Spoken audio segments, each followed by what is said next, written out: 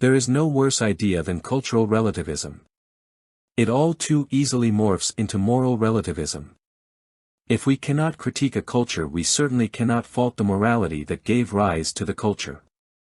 Yet, when we dispassionately view the doctrine of cultural relativism, we are likely to find, not cultural relativism, but cultural antipathy directed at whites. Only whites consider all cultures equal, but in doing so they betray a distinctly white cultural and indeed, psychological element, a hatred of one's own culture, race and history. To argue that all cultures are equally valid, is to do two distinct things.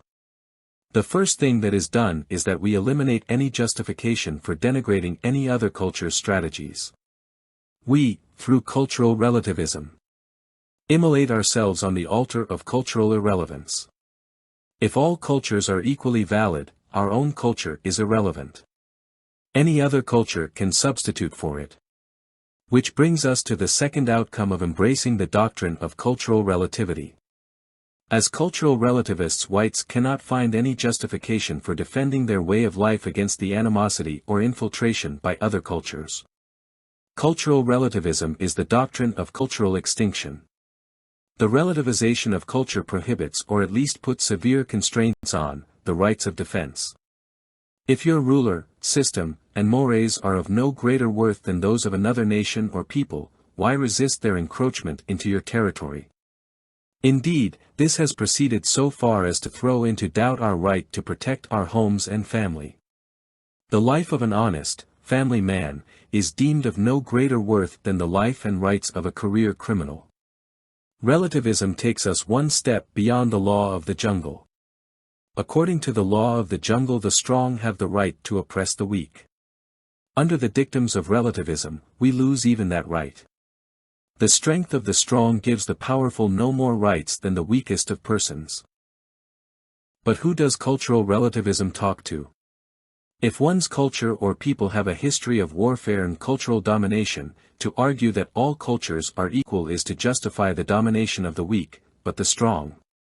But this is never the conclusion of a cultural relativist. Their position is always on the side of the weak, attempting to justify their existence, despite any logical argument in favor of it. It is incoherent to suggest that the weakest of the weak are equally worthy of existence. Naturally, there is no technical reason why a people or creature that cannot sustain itself, ought to exist. Indeed, much of cultural relativism has within its philosophy, some attempt to justify the strong subsidizing the weak, the total opposite of what history and reality tells us. If we liken the situation to a company, cultural relativists are in the position of claiming the inefficient company has as much right to exist as the efficient one, and indeed, the efficient company is morally obliged to subsidize the inefficient company. But we already find this happening within a corporation, where the effective worker ends up at least partially subsidizing the unwilling worker as well as most of the corporate hierarchy. The absolutist position is that every adult, company, culture, people and nation must pay its own way and that no one is obliged to subsidize any other entity. One simple statement says it all: the worker is worthy of his wage. Given this statement, any claim made against the worker's wage is dishonest. Even if you reject the biblical foundation of the statement, it is difficult to support the expropriation of people's wages, without removing all arguments in support of ownership. But then that is the glory of the relativist argument. In the relativist framework, we own, but not absolutely. The state retains the right of expropriation, but not in an absolute sense. Everything is permissible, so long as it is not taken to the extreme. The greatest curse the left has to diminish the right, is that the person or proposal is far right. How evil can something be then for it to inhabit the far right? If anything nears the point where it becomes absolute, it can be dismissed, or even attacked relentlessly, without a second thought. The absolute is always, in the mind of a relativist, evil. But what can God be other than absolute? It is easy to dismiss God as an absolute, but then what is truth? What is the moral good, if not absolute? If truth is relative, then what is the measure of truth? If the truth be told, truth must be an absolute. The issue is not if things are relative or absolute, but what form does the absolute take? If we were truly relativists and if culture relativity had any value as an idea, intelligence could not exist, because there would no longer be the ability to make rational choices. There must be an absolute for there to be a standard or point of comparison. If the reference point is just another example of what is being measured, then the difference is no more than the distance between 2 points. To have a compass there must be a fixed reference point. This is God. The absolute must be God simply because of who he is and what he represents. God is the highest and most perfect of all conceptions. We cannot think of anything greater than God because God is that which we conceive of as being the most perfect of all beings. When we are critical of God we are as God. If we consider ourselves able to see God and find him wanting, it is us who exist as God, we have become our own idol. An idol is worshipped and held up as the ideal without representing perfection. An idol is always less than perfect. However, once one has conceived of perfection this must become the ideal and the goal to which one strives. Otherwise, it lacks perfection. A feature of the perfect is that it is irresistible. Once one knows God one strives to be as God. God gives life direction. Once we have conceived perfection we cannot lose sight of it. That we lose it is proof we never found it. We are drawn to perfection as moth to a flame. The only question is, where do we find perfection? Either we find perfection in God or in ourselves. This latter is liberalism, which is the cult of relativism. But relativism is less about the relativity of all things, as about the fact we think everything is relative to ourselves. Liberals put themselves in the place of God. Which brings us back to the issue of cultural relativism. If there is no God, then there is no absolute. Yet we cannot, in this schema, avoid finding ourselves at the center of our universe. Naturally, in this universe, our culture is the measure of all things. Yet, somehow, whites appended this and in their cultural relativism, Western culture became the antithesis of what is good. Perhaps in their desire for an earthly perfection they woke up to the enormity of their own imperfection and desired an equality others did not want. If, as white liberals argue, all cultures are relative then none is better than others. But if this is so, why resist them? If fascists wish to rule and dominate the culture, and they have as much right as any other, why not allow them to rule and dominate the culture? In their compassion liberals have lost the will to fight. Indeed, it is worse than that. In the surety of their own lack of merit, they champion everyone's cause but their own. In their relativistic reality, liberals understand even a defense of their position is to adopt an absolutist position. So fearful of absolutism are they, that they have abandoned all positions that are of their own making. But more precisely perhaps, they are for every position and policy other than the one that reflects the Christian God.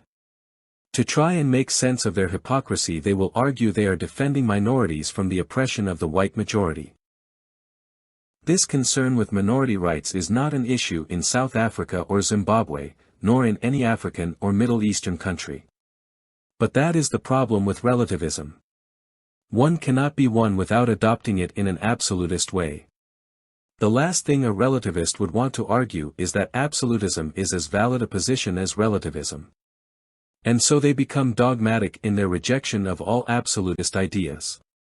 But what does this even mean? How can one reject absolutism, absolutely? To truly do this one would have to act as an absolutist. The true relativist would need to oppose any certainty, positivity, or hierarchy, but this cannot be done. A relativist would oppose all morality and truth in the utmost dogmatic manner. But absolute relativity is not a tenable position, so the relativist becomes a nihilist. The nihilist is the true anti-absolutist. If one is not an absolutist, one is a nihilist using relativism merely as a guise. When one claims they believe all people are equal and all cultures are equally worthy, they are hiding their desire to destroy humanity and culture along with civilization. It stands to reason that if there is truth there is only one right answer. If perfection is possible, it comes in only one form. If there are a multitude of cultures, they cannot all be equally distant from the answer. They could all be wrong, but it is impossible for them to all be equally wrong. There must be a path towards perfection. Perfection cannot apply to a multitude of factors. Perfection is on a single axis. There is a division between good and evil. We can be better and we can be perfected, just as we can be more evil, but they are not infinitely distant from one another, they are of incompatible natures. Conceptually good and evil are like profit and loss. A company is either making money or losing money. No company both makes more money and loses less. At every instance in time, the company is either in the red or the black. The company is either making money or losing money. How much it makes or loses is another issue, but it is either profitable or not. A culture that does not technically advance is not a culture heading towards perfection. Living in the Stone Age is not just another cultural option. There are better and worse cultures. However, they are not just better and worse according to a multitude of factors. If this was so, cultures would be relative, because one can always add new factors or rate them differently to change the rating. It is because we do look at numerous elements and rate them independently, that we can come to the conclusion there is no culture better than the others or worse than the rest. Yet, there are places where most people would prefer to live, given the chance, and for the most part, they are all white and in the West. What defines a superior culture? The answer is not difficult to figure out. We only need to figure out what the ideal situation would be like. The answer to this is in the Bible. The worker is worthy of his wages. The ideal situation is one in which we all pay for what we want with money we have earned. One can almost draw a parallel between the perfect culture and the amount of taxes one pays added to the rate of crime. The better culture is always the culture where the taxes and crime are lower. For this formula to make a clear difference, crime has to be interpreted broadly to include all exactions on labor not freely given. To lower taxes and crime to the point where they are effectively eliminated, we need to restructure the system into a theocracy. Only a theocracy can eliminate taxes and reduce crime to the point of it having a marginal impact. However, this cannot be attempted if we remain cultural relativists. We need to appreciate it is better for people to be paid and to retain their paychecks, than not. We need to want to reduce or eliminate crime and consider this to be the preferable condition to be in. To not be an absolutist and believe there is a right and wrong and an ultimate good, is to be, not a liberal, but a nihilist. Without the goal of perfectibility, we will slide into oblivion. To relativize good and evil is to remove all constraints from evil.